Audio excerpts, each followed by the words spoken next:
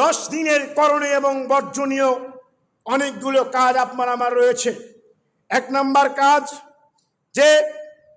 যেই ব্যক্তিরা, যেহেতু এটা হজ্জের মাস, রাসূল সাল্লাল্লাহু আলাইহি ওয়াসাল্লাম বলছেন, অর্থাৎ যাদের হজ করার সামর্থ্য থাকবে, যাদের উপর হজ করা ফরজ হয়েছে, এমন ব্যক্তিদেরকে হজ আদায় করতে হবে। প্রথম কাজ হচ্ছে, যারা হজ করার সামর্থ্য রাখে, টাকা পয়সা রয়েছে, ধনী ব্যক্তি যাদেরকে আল্লাহ অর্থ করে দিয়েছেন, ওনারা হজ করার সামর্থ্য রাখে, তারা হজ পালন করার জন্য প্রস্তুতি গ্রহণ করবে এবং হজ্জে যাওয়ার চেষ্টা করে হজ পালন করবে।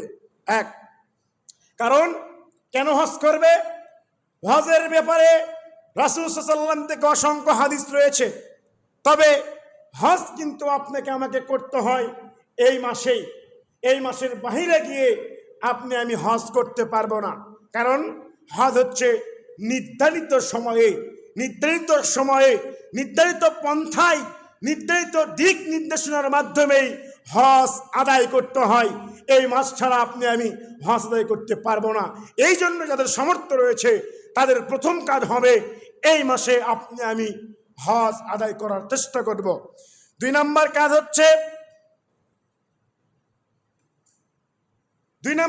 হচ্ছে যে যখন এই মাস শুরু হবে, জিলহজ মাস শুরু হবে, জিলহজ মাস শুরু হওয়ার পরে থেকে যখন চাঁদ উঠবে আকাশে, তখন প্রথম কাজ হচ্ছে আপনার আমার সুন্নতি তরিকায় চাঁদকে দেখা। কিন্তু এটা একটা সুন্নাত যে চাঁদ দেখতে হয়। রাসূল সাল্লাল্লাহু আলাইহি ওয়াসাল্লাম বলেছেন, সুমু লিরুয়াতিহি ওয়াফতুরু লিরুয়াতিহি। যদিও এটা রমজানের সঙ্গে সম্পৃক্ত, এখানে বলা হচ্ছে তোমরা সিয়াম পালন করো চাঁদ দেখে এবং সিয়াম ভঙ্গ করে ইফতার করো চাঁদ দেখে। তেমনি অত্যন্ত গুরুত্বপূর্ণ একটি সুন্নাহ হচ্ছে চন্দ্র দেখা, চাঁদ দেখা। কিন্তু আজকে আমরা যখন ছোটবেলায় ছিলাম তখন তো এত ইন্টারনেট, ফেসবুক, টিভি, টেলিভিশনের যুগ ছিল না, কম ছিল কিন্তু কম। আমরা রাস্তায় যেয়ে দেখতাম, যেখানে ফাঁকা মাঠ সেখানে দাঁড়িয়ে চাঁদ দেখতাম, একটু আনন্দ উল্লাস করতাম। কিন্তু এখন বর্তমান সময়ে ইন্টারনেট, ফেসবুকের কারণে আমরা এই সুন্নাতটাকে হারিয়ে ফেলেছি। কারণ তারা ঘরের মধ্যে বসে থাকবে আর মনে করবে মোবাইলে তো সংবাদ আসবে, টিভিতে খবরে পড়বে যে অমুক দিনে ঈদ হবে, চাঁদ আকাশে দেখা গিয়েছে। তাতে আপনার আমার দ্বিতীয় কাজ হচ্ছে যে এই জিলহজ মাসের চন্দ্র দেখা।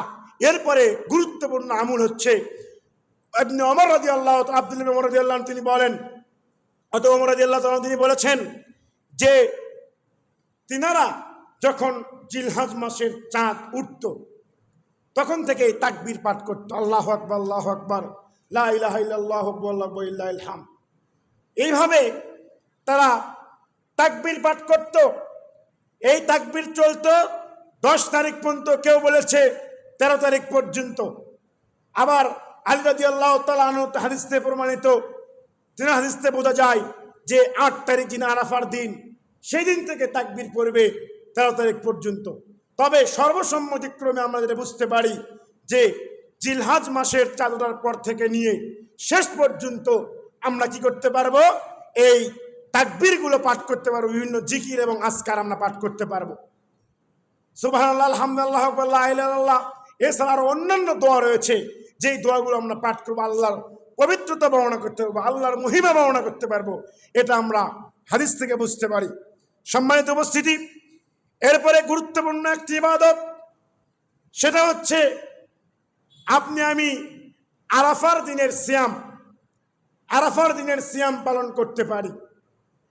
তো আরাফার দিনের সিয়াম সম্পর্কে আল্লাহ রাসূল সাল্লাল্লাহু আলাইহি ওয়াসাল্লাম বলছেন, সিয়ামু ইয়াউম আরাফা আহতাসিব আলাল্লাহি, যে এই আরাফার দিনের সিয়াম, অর্থাৎ যেই দিনে হাজিরা আরাফার ময়দানে অবস্থান করে, এই দিনে আমরা সিয়াম পালন করব হাজিরা ব্যতীত।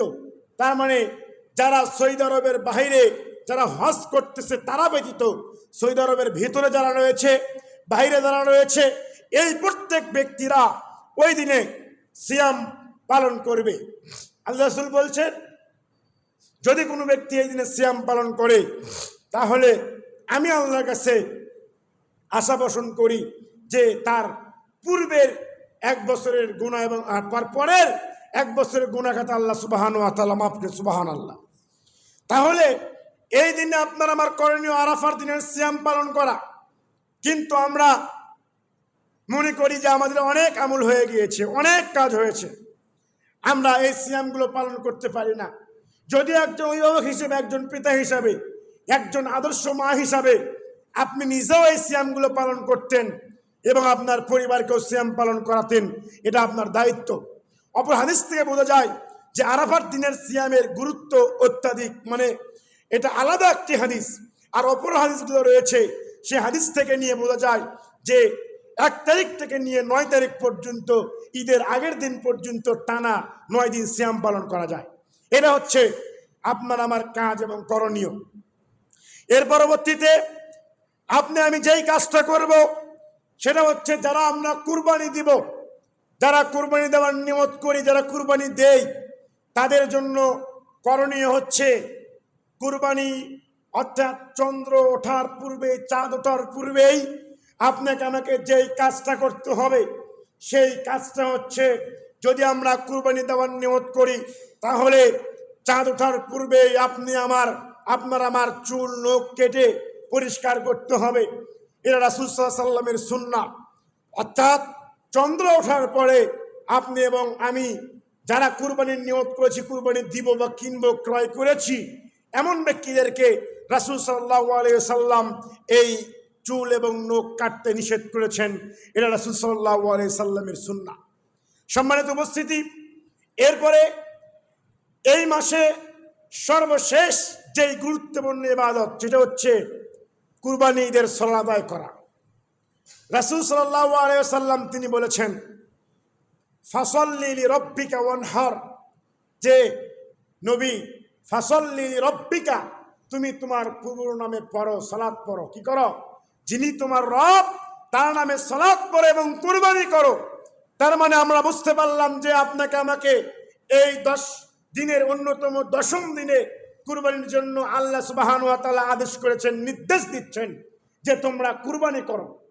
তো এই কুরবানি করার ক্ষেত্রে আপনাদেরকে রাসূল সাল্লাল্লাহু আলাইহি ওয়াসাল্লাম বলছেন, মান কানা লাহু সাআতান, যে ব্যক্তির সামর্থ্য রয়েছে, যে ব্যক্তির টাকা পয়সা রয়েছে, কিন্তু ওই ব্যক্তি কি করলো না?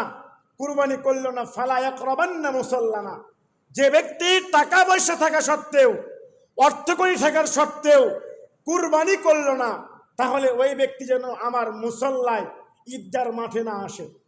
তাহলে গুরুত্বপূর্ণ কতটুকু?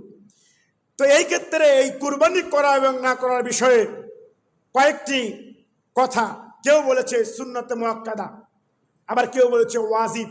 তবে সর্বসম্মতিক্রমে ফতোয়া হচ্ছে, মাসআলা হচ্ছে কুরবানি করা সুন্নতে মুআক্কাদা। তবে এই কুরবানিটা অনেক সময় অনেক সাহাবীরা আদায় করেন নাই, এই জন্যই বোঝানোর জন্য যে এটা ওয়াজিব না, আবশ্যক নয়। তবে আপনার আমার সামর্থ্য থাকলে আপনাকে আমাকে কুরবানি অবশ্যই করতে হবে।